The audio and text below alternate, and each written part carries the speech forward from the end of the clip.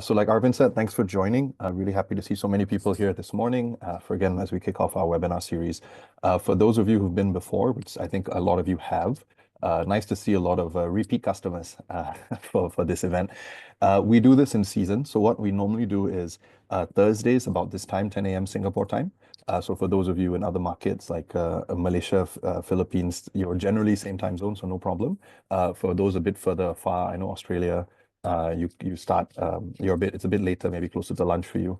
But what we try to do, if you've not been here before, is for a few weeks, every few months, right? So now we're doing from April to May, just a 8-week period. We do a weekly webinar at this time on Thursdays. And the idea is, like Arvind said, to share just educational content, community building, and just sharing sometimes of best practices and what other people are doing in the market. So again, if it's your first time, you know that if you've been here before, you know that we mix up the speakers. So sometimes it's internal OneCart team. Other times we do get guest speakers to come. We've had people from Amazon, from Shopify, from other businesses to come and share best practices. And then hopefully this season we can get a few more from Shopee, Lazada, TikTok as well. So I think it's a good way to increase our knowledge of the market and our industry and hopefully get better at what we do. So today's topic, without further ado, is called getting more cash flow out of your e-commerce business. And it's what we call clickbait topic, because obviously I think the answer to this is everyone wants to get more cash flow out of your business. And so the quick question is why, right? I think most people here, you're doing quite well. You already have a profitable revenue generating business with a decent amount of numbers coming in, but perhaps cash is feeling a bit tight. And I think, it is like many things in life, a skill to sort of understand where to focus on and where to improve certain metrics in our business. And so today we're going to go through some of it and understand why does it feel even, end of the month, end of the year, we got good profit, but cash always feels a little more stricter than we'd like it to be. So hopefully this is enlightening and is one of the tactics that you can use to get a bit better and free up a bit more cash in your own business. So today's agenda, like I said, it's an introduction of myself. Arvind already gave a nice intro, but just to recap, I'll give you a quick overview as well, and I'll share a bit about why cash, even in a profitable business, all the numbers look good, your accountant is happy with you, and everything looks good. You have to pay a lot of money to the tax people, but why does it still become tight, and where does some of the sources of this stress come from? We're going to talk about profit versus cash flow. Right. And so in general, I'll explain profit is an opinion, cash is a fact, and how we miss a specific factor, a lot of us, right? Even us who pay attention to this every day, the time factor in a lot of what we do in our business. I'll talk about how to take back control. What are some very actionable steps you can do in terms of key metrics to measure? I'll explain some new terminology that perhaps you've not seen before. One of them will be GMROI, right, as the Americans call it, gross margin return on investment. And then will be a quick conclusion where we'll do Q&A as well. And some actionable takeaways, 3 things you can do to start hopefully getting more cash. Now is Q2, so Q2, Q3, how can you sort of plan for that, assuming everything else is going well. So my background, I think those of you who know me, I'm the founder of OneCart. A lot of our customers are here today, happy to see that, and some new people as well. So professionally, I've always been in B2B trading and wholesaling, right? When this is, back when I started my career, the businesses I was working for always ended up looking towards B2C just from a cash flow and other focus perspectives. And then some of the categories that I've been involved in, textbooks in the US, right? So, selling stuff on Amazon to students is really, really lucrative actually. Now less so, but 15 years ago when I did it, it was really very interesting and a cheaper way for them to get it. But we can talk more about that separately. I've done apparel in Singapore and Malaysia. So at one point, we had 40,000 SKUs across all our warehouses and everything. So big hassle to track, and how do we sort of manage it better with our business. I've done electronics, I've done beverages as well, craft beer at one point. So definitely been around the block myself as a merchant, also before I got into OneCart and started OneCart. One big takeaway from me, right, that the entire time, a lot of the success came down to my inventory, right? And not necessarily in the way you think. Like, obviously you need inventory to sell, but the other side of what's the flip side of inventory and how do you better manage it, right? So obviously we all know this, retail is tough.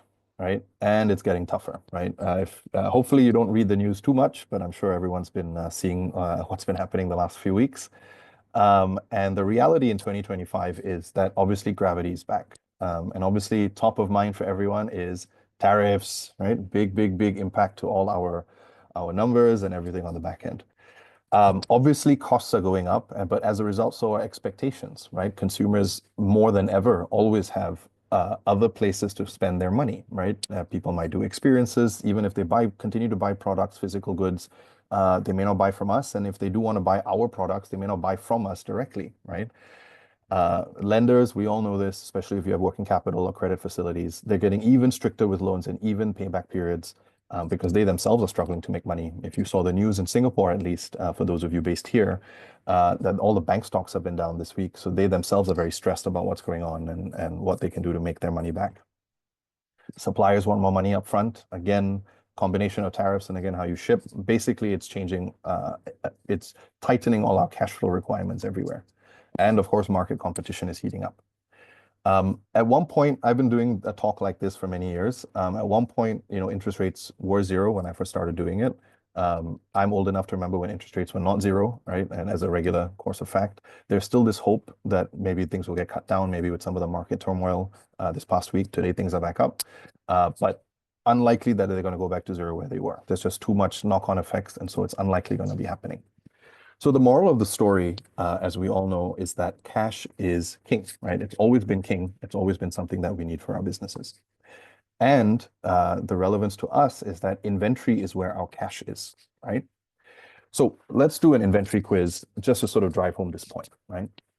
So example, let's say we're selling t-shirts. I used to sell t-shirts, fun business, but interesting trap you can fall into if you're not careful what you do.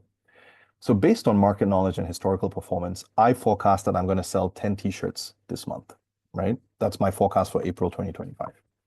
So how many, in theory, t-shirts do I need in stock, right?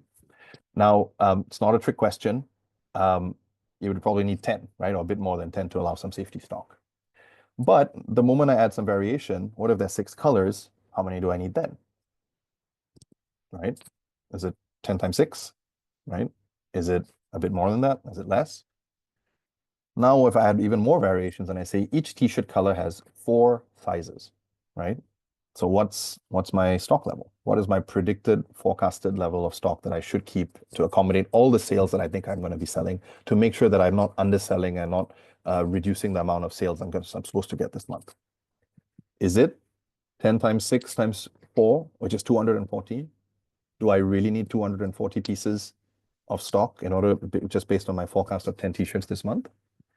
So obviously the answer is no, right? And that's what we called kiasu inventory management. If you live in Singapore, you know kiasu is like scared to lose out. And so kiasu inventory management is really, this is what this kind of planning is, and that's really not what we should be doing. The other way to put it is that tight cash in a profitable business is mainly due to stagnant stock, right? Again, and we all fall into this, right? We think, I've used a simple example here, just simple t-shirts, 10 pieces, some variations. But if you look at your whole distribution of your business, of your inventory, right? You don't just have one set of items with some variations there. You have different categories, you have different brands in those categories, you have different offerings that you give. Obviously, size and color and other options, volume, whatever you might be selling applies as well. And so it's easy when you're shopping, when you're buying from the supplier or at a trade show or something to overbuy, right? But this stagnant stock, if you're not moving it fast enough, is a really big part of tight cash in a profitable business. We do our accounts and we put inventory on the balance sheet as an asset, right? Oh, very good. I have $5 million worth of inventory, right? Hooray, right? That helps everything go up. But it's a high risk asset, right? Just because I buy it, the money has to come from somewhere. And it's our biggest cash position. Again, if you look at your balance sheet, right? Cash on hand is much less for most of us, right?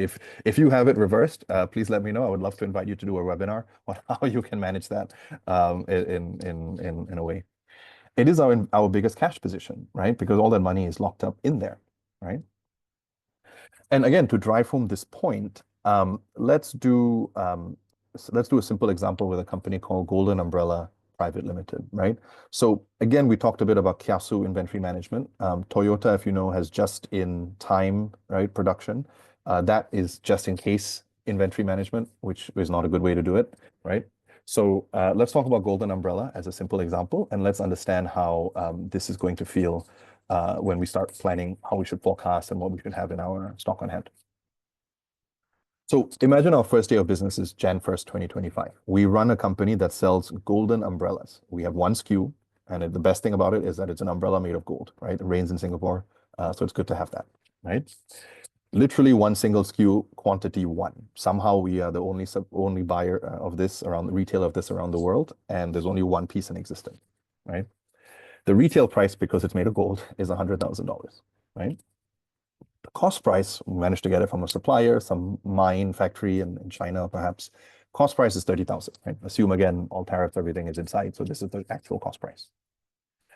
Our monthly expenses to have a shop where we sell this golden umbrella, maybe hopefully not Orchard Road, but somewhere else, is about $10,000, right? Rent, staff, whatever, so on and so forth, right?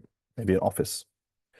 And now we sell it on the 31st of May, 2025, okay? So what's our profit? So again, not a trick question, right? Again, if we just do a very simple P&L on this, sales was $100,000. Cost of goods sold is $30,000, obviously. Gross profit is 70. We spent 50, right? Because obviously it's 10 a month. Jan to May is 10,000 a month. Our net profit now is $20,000, right? Hooray, we're profitable, right? Right? On paper, we have profit. What's our cash flow though? That's a very different question. So let's turn it around. So let's look at this again. Golden Umbrella 2025 in 2025. First day of business, Jan 1st, 2025. But in order to sell the stock, we have to arrive, it has to arrive first, right? So maybe the stock arrived December 15th, 2024. Obviously, salaries and other expenses start from 1st of December, right? Most of us have to open shop so we can do the receiving, can get the items to come in. So even before the items come in, we already have some other running costs going on, right? Imagine this is a new business for simplicity of this example. Our supplier payment, all of us, net 60, net 30, sometimes net 90 other times, is 60 days from when the goods arrive, right? So it arrived December 15th. Now I have to pay them Feb 13th, right? And because we sold them December 31st, May 31st, DBS was like, wait, what a minute, where did this $100,000 come from? They put a hold on your account, you're going to call someone, and then finally it's released and the funds clear into your account on June 3rd, 2025, right? A couple of days after the, a couple of days after you make the sale, right? So what's our cash position, right? Again, very different from profit. Let's look at the same numbers again. This looks a little more horrific, right? Unfortunately. So it's December 2024. Exciting, interviewed people, opened the office or the retail shop, $10,000 expenses, catching out the door, right? No money coming in, but I've already started spending. So I'm net negative 10,000. In Jan, and the goods have come in, of course, again, no sale, negative down to 10,000. In Feb, even worse, right? My supplier says, hey guys, what about our invoice? Did you forget about it? Gotta pay $40,000. I gotta pay them. I gotta pay $30,000 to the supplier, remember, but another $10,000 for my ongoing rental or whatever expense, right? So March I spend a bit more money. April I spend a bit more money. May I finally make the sale, but I don't register the cash position until June when it clears in my bank. No doubt June 3rd, but I only clear it in a couple of days, the first couple of days after the sale, right? So what is my cash position at the end of this? If you look at it, negative 10, negative 20, negative 60, negative 70, 80, 90. I sell my stuff, I get the cash, and I look at, I have literally nothing left, right? And it's probably negative if I include financing costs, right? Because obviously, I don't know about you, most of us need a working capital loan or credit facility where we need the money from somewhere to roll and make our purchases and all that. So what's the moral of that very simplified example? Time is important, right? It's not just, oh, I have sales, but how fast am I selling? And again, the big reason is because it costs us money to buy the goods and to hold the goods before we can sell it, send it out the door and collect cash for it.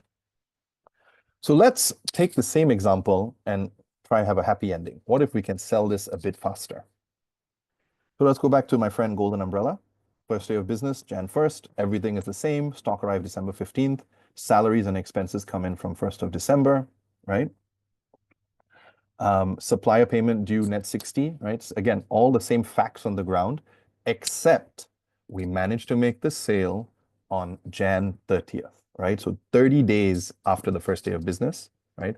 Anyway, 30 days to sell a big $100,000 golden umbrella, pretty good, right? You have to do a lot of pipelining, but at least it's there. And because of that, I felt confident in my business. I was like, hey, there's a market for $100,000 golden umbrellas. Let's get another piece, right? So I ordered one more, and because of that sale, and I sold it also in March, right? So I'm having a faster sell-through period once the goods come in. So let's look at our cash position here. So now again, exactly the same. In December, it's $10,000 for my costs. But in Jan, we understand this concept of time. We say, hey, maybe it's not that great to be waiting and praying and hoping that somebody will walk in and just pay full price. What if we give them a Chinese New Year discount? We do something to encourage the market, to lubricate the market, to convince people that, hey, this is an interesting object to have. Once one person buys, maybe more will buy from that, right? As an example. So we give a $10,000 discount, we sell it for 90, right? My net cash position suddenly in Jan becomes $70,000, right? And that means in Feb, when I pay my supplier, I pay out of cash on hand. I don't need to go to my credit facility or, take out university savings or whatever for children. Like I can just pay, right, out of the cash that I have in my bank, right? March, this looks exciting because of the sale in Jan. I feel great. Let me order another piece from the same supplier. I give him the payout, right? And I say, hey, give us another piece, which comes in. And because now there's someone else walking around with a golden umbrella on Orchard Road or whatever, right, which is our shopping district here in Singapore, someone else says, hey, I want that, walks into your shop and buys that at full price, right? So now you have a $100,000 sale in March, right? Net cash position then bumps up, of course, to 120. I pay my supplier, I've got 80. And then assuming I have no other sales, May and June, I'm just obviously running my expense costs. And in June, my net cash position now is $60,000, right? In a perfect world, obviously you wouldn't stop selling, you'd keep reordering and continuing with your business. But if we compare the scenarios of these two, my month of sale scenario A is that in May, I made more profit, so-called, right? $20,000, but cash is completely terrible. But in scenario B, I sold it faster, albeit with a small discount, but the profit on that individual unit was much higher, but therefore my cash position was much higher as well, right? So the moral of this very simplified example, but hopefully drives home the point, is you need to know your inventory health, right? Inventory is where your cash is. Being able to unlock that with a bunch of strategies. And by the way, I just use discount as a simplified example. That's not the only way, but it helps to hopefully drive the point that the faster you can encourage sell-through, the better it's going to be for your cash position and therefore for your business, right? So let's do a quick health check. Everybody here who has an e-commerce business or any business where you're holding physical goods, check your inventory for items that are more than 6 months old, right? Hopefully you have a way to track this. Hopefully you don't just have a warehouse of stuff where you're like, when did this come in, right? So check what's there. If a quarter to a third, so 25 to 30% is older than 6 months, it's important to dive deeper, right? If more than 30% is older than 6 months, I would highly recommend you take some urgent action, right? That means you have a third of your stock in your warehouse that isn't moving, right, that quickly. There are all sorts of things we can discuss. Happy to bring it up in Q&A. You can say, hey, but I have all these Christmas trees that I left over from last year. Why not, I'm holding it because Christmas comes again, right? Once a year. Christmas comes but once a year. There's a whole strategy behind that. I would actually encourage you not to do that, to be holding on to Christmas tree stock in January or February, right? That doesn't make sense to me. But we can talk about it at Q&A or offline separately if you would like to. So how do you check your inventory, right? So just a hygiene thing. I think a lot of people here who are using us already as OneCart, you kind of already you probably already have done this, but if you haven't, if you're new, make sure all your seller SKUs are filled out on all channels, right? We talk to a lot of merchants, Singapore, Malaysia, Thailand, around the region. 50% of sellers don't have their SKUs organized. This is not great, right? You need to age your inventory, right? My youngest had her first birthday last month. You should not be having birthday parties for your inventory, right? Like, please don't do that. If things are there for a year or longer, something is very wrong. Birthday parties are for human beings, not for stock. You should close every month with stock on hand, cost of stock, margins, and sales. And you can do this manually in Excel. There are obviously computer systems that can help you with this. OneCart is one of them. Happy to share more later as well. But these are sort of like the basic hygiene things that should be happening for you to understand what's happening in your inventory health. Here's a quick concept to learn, or some concepts to learn. What's your inventory turnover, right? Inventory turnover means how often is your inventory sold or used in a time period, such as a year, a month, 6 months, or something like that. This is useful as a metric to see if a business has excessive inventory in comparison to its sales levels. The formula is here. We can talk about how to do. I'll walk you through a simple calculation later. Don't worry about all the technical terms here. But high level, it's annual cost of goods sold divided by annual inventory cost, right? So again, if your annual cost of goods sold was $100,000, if you divide by your inventory cost, which is 40, right? Again, this is golden umbrella with a bit of modifications. That's your term, right? So there's about 2 turns inventory, so inventory turn is interesting. If you look at companies which are publicly traded, Sheng Siong, which is a supermarket in Singapore, or any of these, if you're, any of these companies, Walmart, Amazon, companies that hold stock and are publicly listed, it's one of the metrics they share. So that's why I bring it up here. So if you are interested in how the bigger boys are doing it, you can go and look online. But let's look at it another way that's simpler for us to understand, right? How many weeks supply of stock do you have, right? So in a 52-week year, divided by how much turn you have, right? So in the previous example, it was a turn of 2, so I have 26 weeks of supply, right? Which means it takes about 26 weeks before you sell everything in your warehouse, right? In the golden umbrella example earlier, in the first example, or the first scenario where we didn't sell till May, we had about 5 to 6 months of supply. Even though that one SKU, it took us 5 to 6 months to clear, right? In the second scenario, which was much more cash flow profitable, we had about a 1 month supply, right? The stock that came in December was sold in Jan. The stock that came in Feb was sold in March, right? So big difference in how fast we sell, and therefore big difference in how much cash we can hold on hand. So another way of saying in this example is I have about 6.5 months worth of stock, right? Obviously, simple concept. The faster you sell, the more cash you will have. So faster turns, higher inventory turn number, more cash you have on hand. So the question for you is, how many months of stock do you have, right? Good to check in your business. Let's take my favorite example, Sheng Siong, one of the amazing homegrown businesses in Singapore. I think they're I don't want to say this because I'll get into trouble for so-called stock advice and things like, financial advice. I think Sheng Siong is really well run. You do your own diligence about them as a company. But yes, let's use this as an example for this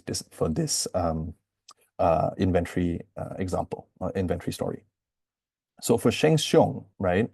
How many weeks supply do you think they had in 2024, right? So as in whenever they bought a set of items, how long did it take to clear off everything, right? And the answer actually is 5 weeks, right? Really hyper efficient, really wonderful business. Now you can say, oh, grocery, this, that, so things expire. Who's going to buy like 5-week-old broccoli or older, right?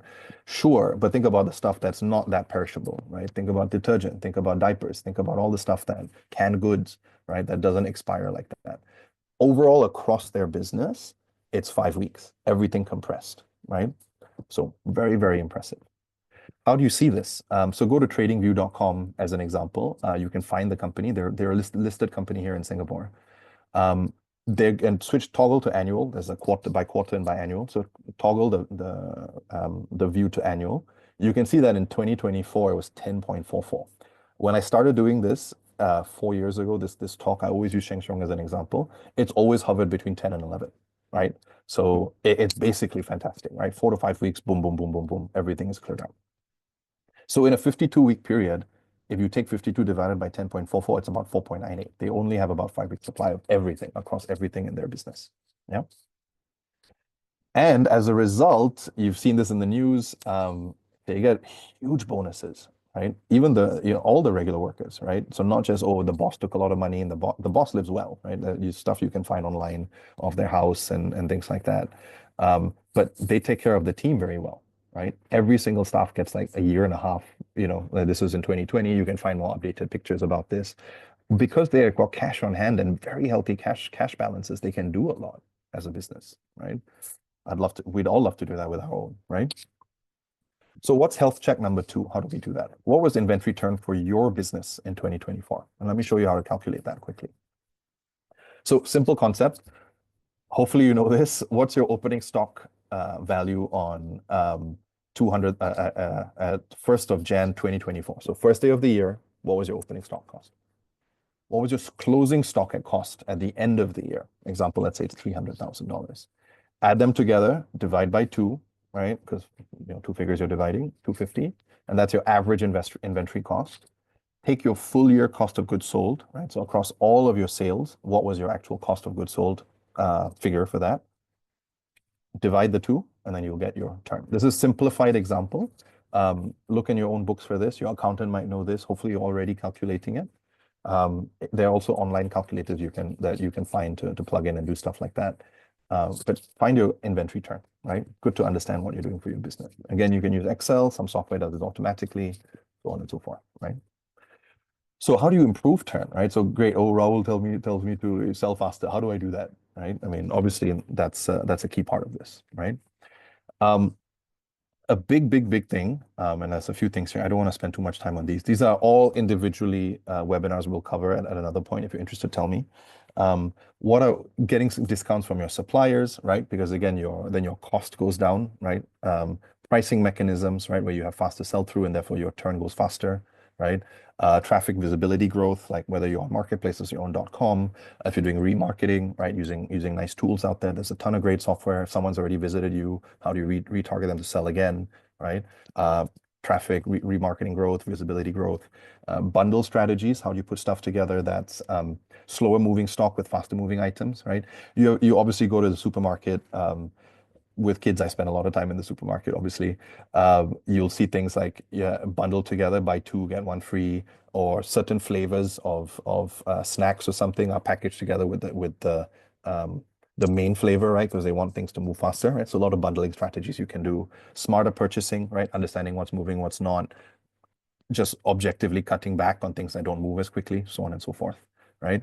Again, every one of these is very specific. We do webinars for this stuff all the time. If something really is exciting for someone, please let us know. We can prioritize that. But yeah, tons of strategies that you can do. And the best guys all do it, right? Obviously, you can see Sheng Siong as an example. But if you're in e-com, right, what are the best guys in the marketplace doing, right? What are the best guys in the industry doing, right?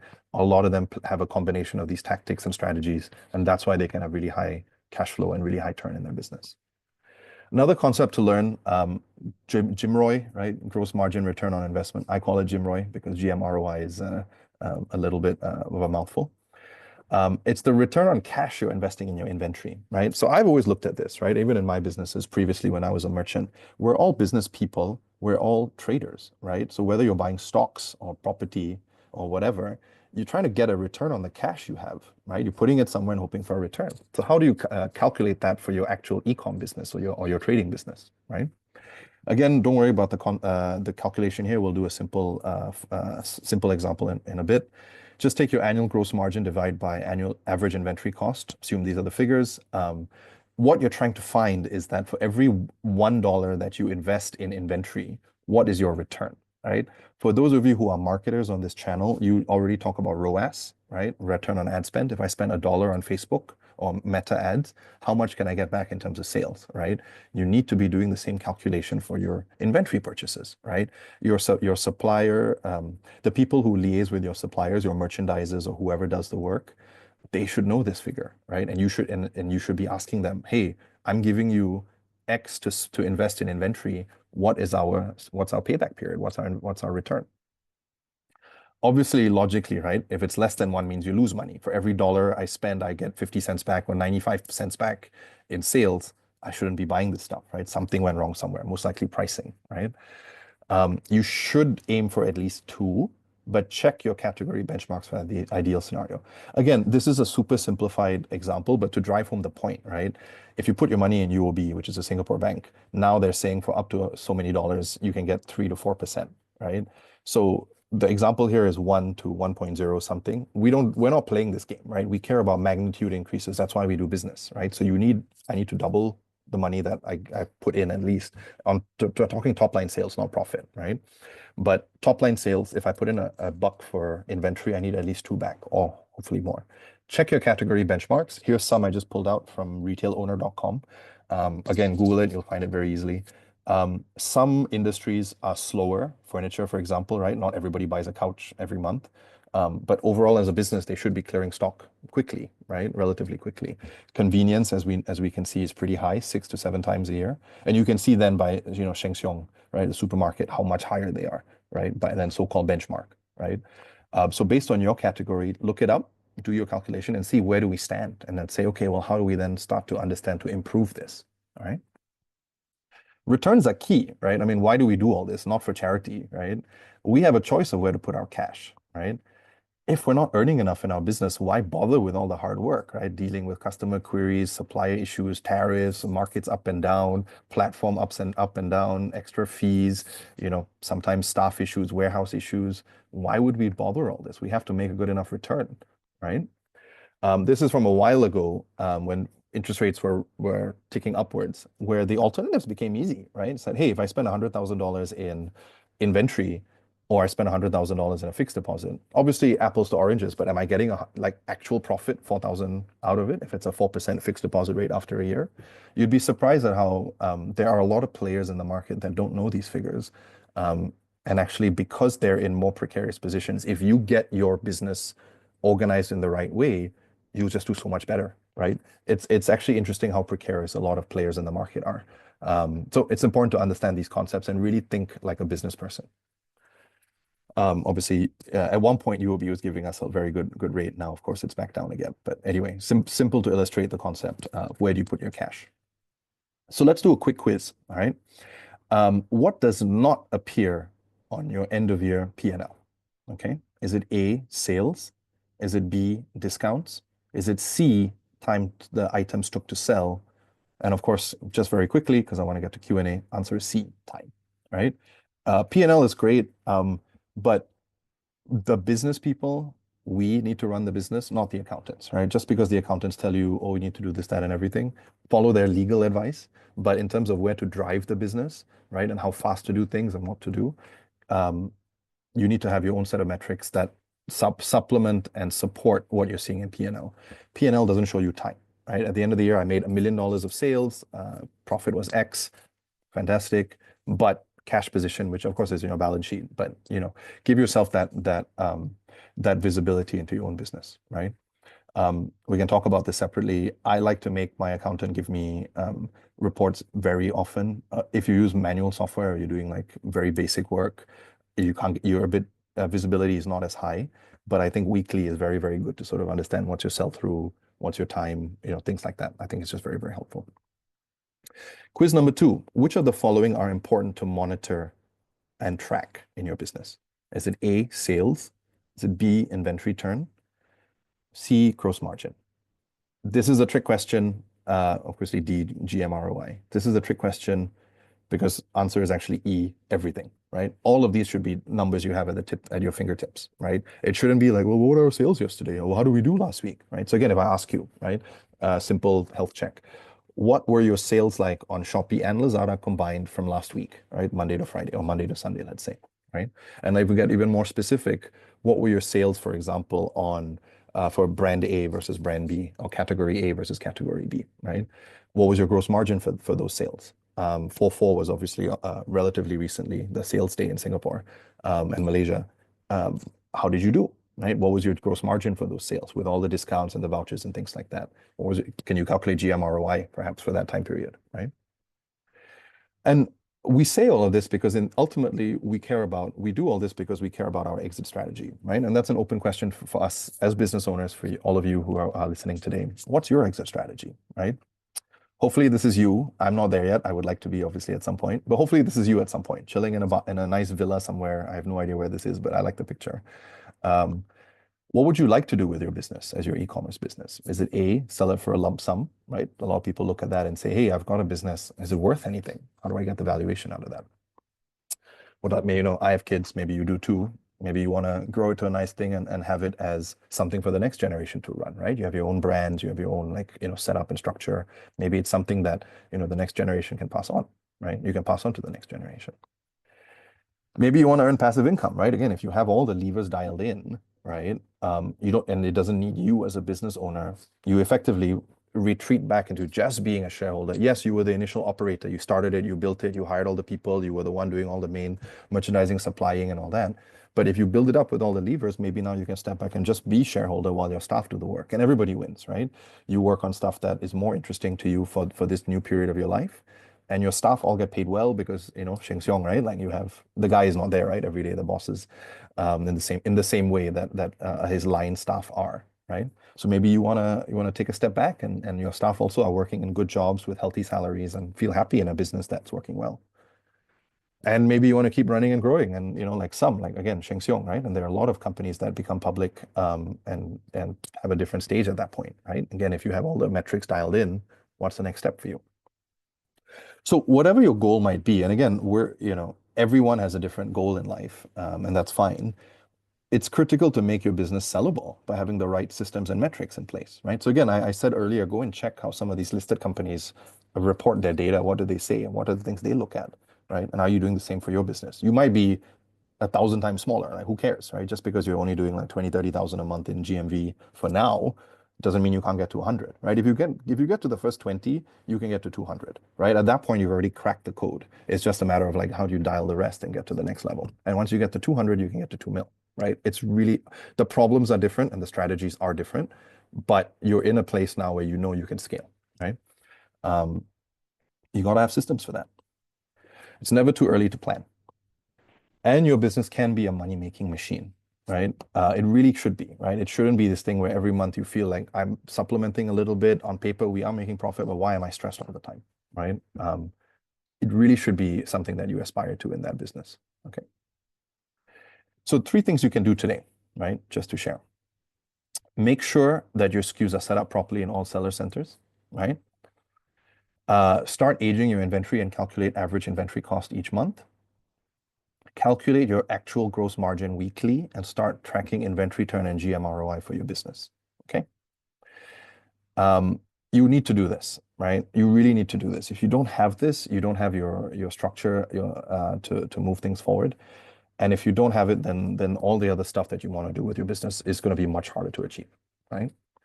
Let me just give you a quick example in Lazada. It's so easy. It might seem daunting. You have 1,000 SKUs or more, so many like that or more. There's a very simple way. If you're with OneCart, let us know. We'll help you do. Our staff can help you with this straight away. But just high level, in Lazada, there's a way to quickly click bulk edit, download an Excel spreadsheet where you will see all your listings with a column called Seller SKU. They call it optional. Highly recommend that you make it compulsory or mandatory for your business. Fill everything out. Don't use default SKUs that they auto-generate. Use things which are understandable to you in a business, right?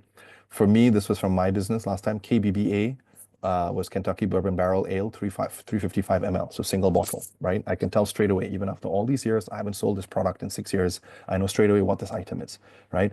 71084 is a Contigo water bottle, red, small. Contigo, that's the option value we gave it. Contigo 71088 small is green, right? After all these years, I still remember your SKU should be human readable and you should know how to do it, right? We have an AI SKU generator tool on our website. Feel free to use it. It's free. But make sure your SKUs are updated and you start tracking it down to the individual item level. Once you bulk update, you can have everything in, and then you can start tracking things for the next level. So it's a bit of a joke from me. No excuses. You need to have your seller SKUs first to run your business. So highly, highly, highly recommend. If you don't have it in, please put it in. So let's do a quick recap, right? Business is hard, so make it easier for yourself by being organized, okay? Inventory is good. Obviously, it's an asset, but it can be risky. Manage it well in your company. Know all the metrics, calculate them. Turnover, GMROI, sell-through, so on and so forth. You need to know these are the tips of your fingers. Understanding the numbers in your business daily, right? If you get up and start work and the first thing is, oh boss, this has happened, or hey, have you done this, or hey, have you done that? If you're in charge of metrics and you don't know the metrics, so if you're a business owner, an e-commerce manager, senior person who's in charge of driving the number upwards, you need to know them first thing every day in the morning as an email, right? At the very least.